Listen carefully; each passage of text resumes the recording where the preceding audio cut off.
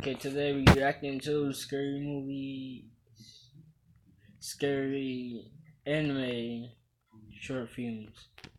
So, reacting now.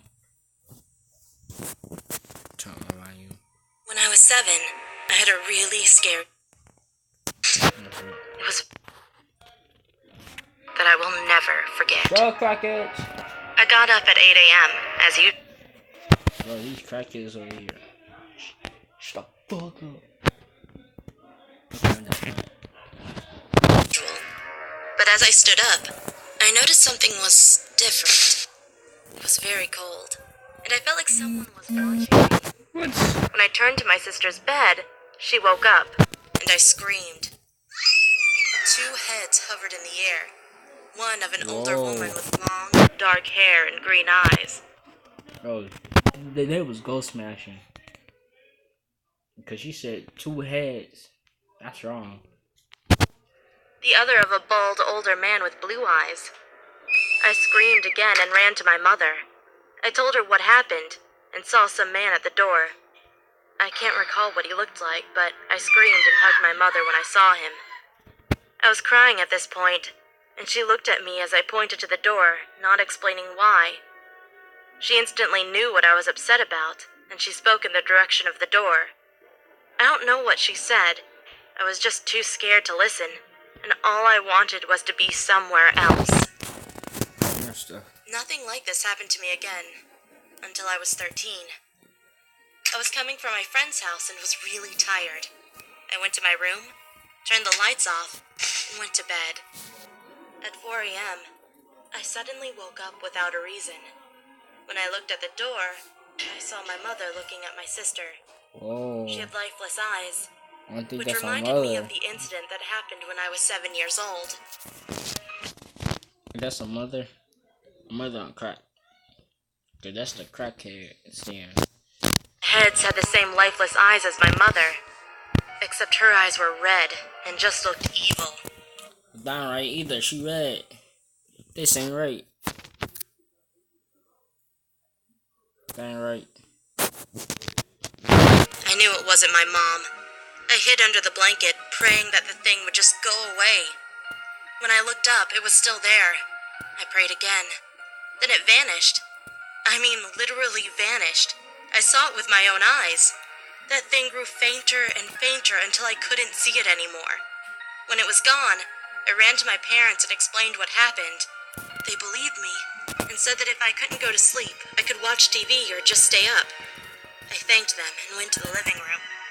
Now, I'm 14, and I talked to my mother about the incident that happened 7 years ago. And when I told her what the heads looked like, she seemed very surprised and confused. When I... You know why that she was surprised? Because she know what head she was talking about.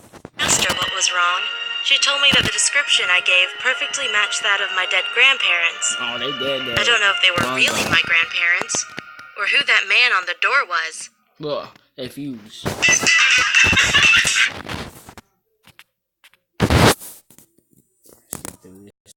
We're watching another one. And my old haunted house. Why would you go to a haunted house? That's stupid.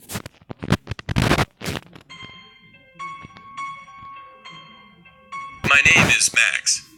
I live in the center of the city now, but a few years back I lived in an old house on a somewhat sketchy street. But that doesn't mean I was poor.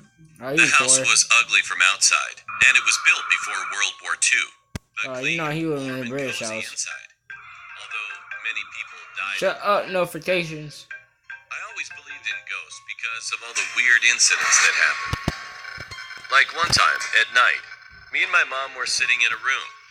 It was pitch black outside the room we sat in. Suddenly, we heard someone was tripping over, falling in the kitchen. We also heard things like plates fall down and shatter. But when we walked outside, nothing was there. Her husband was on crack. Yeah. It's tripping because he was drunk too at the same time. Everything was in its place. and we were so scared about what was going on. A few years later, I had a dream. Me and my mom were walking down a path, and suddenly we stopped, and I heard a voice saying, "Bridge." I felt something knocking on my back 3 times, and I woke up scared. Nothing was there, so I didn't think of it that much and went back to sleep. However, after that night, this dream appeared again and again. The voice said various things that I don't remember, and one time it said something about my mom's death. It always ended with something knocking on my back 3 times.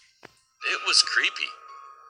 One time, me and my mom sat in a room and talked about ghosts, and I told her about what I'd been dreaming. Mom went silent for a second, and she confided in me that once she was sitting with a friend, and he said something not too nice to her, just for fun. She got angry and screamed, "Shut up," in a male voice, and she didn't remember that. When she described the voice, it reminded me that the voice sounded just like the voice in my dreams. In 2017, she passed away because of cancer. She died in the same room, in the same house where I got those nightmares.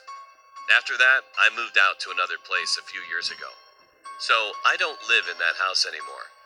But I still believe in ghosts, that they exist, and they are real. Oh, you touching weird. Oh, gosh, this. True airport horror It was the series. spring of 2017. I was flying out to Chicago for a job interview.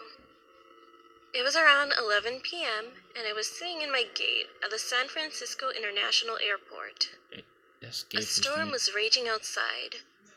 Rain pouring down the windows as everyone was bundled up on the seats and keeping to themselves. That boy. I was just scanning the rows of people in seats sleeping on laptops or phones and wearing earbuds before I noticed this one guy. He was sitting in the farthest corner of the gate by the corridor, with no one else sitting around him. That smell ain't right. Wait, what were you on? I know you was sniffing on something. I promise you. Sniffing up on the table. It was like, they're doing cut. He was not on his phone or wearing headphones like everyone else. Okay, you don't crack. He has this huge, crooked grin plastered on his face. Crackhead people, yeah, it's him. He looked pretty average in terms of looks and what he was wearing. But that grin was so creepy, it was beginning to make me shit bricks. Crackhead's all creepy. Naturally, I turned away and pretended I hadn't seen him. But the fact that he was staring at me made me continuously turn to eye him back without realizing. Eventually, they called our gate and I boarded the plane. I took my seat in the business class right by the window and went on my phone, checking Instagram and texting friends. I did not see the creepy man boarding. An hour later, we were up in the sky. Sometime through the flight, I got up to use the bathroom, and as I was finishing up in there, someone knocked on the door. I called out, "Occupied," but the person continued knocking repeatedly and aggressively. As I was washing my hands, I ignored it, hoping it would go away. Stupid, go away. It didn't. So I opened the door to make some ballsy remark, but froze when I saw who was in front of me. Oh, that crackhead, you know he was following you. It was that guy from the airport. You went that still with that creepy grin plastered on his face. Quickly, I pushed past him and walked to my seat, not glancing behind me. The rest of my flight went normal except for the fact that I couldn't get him off my mind. As soon as we landed in Chicago,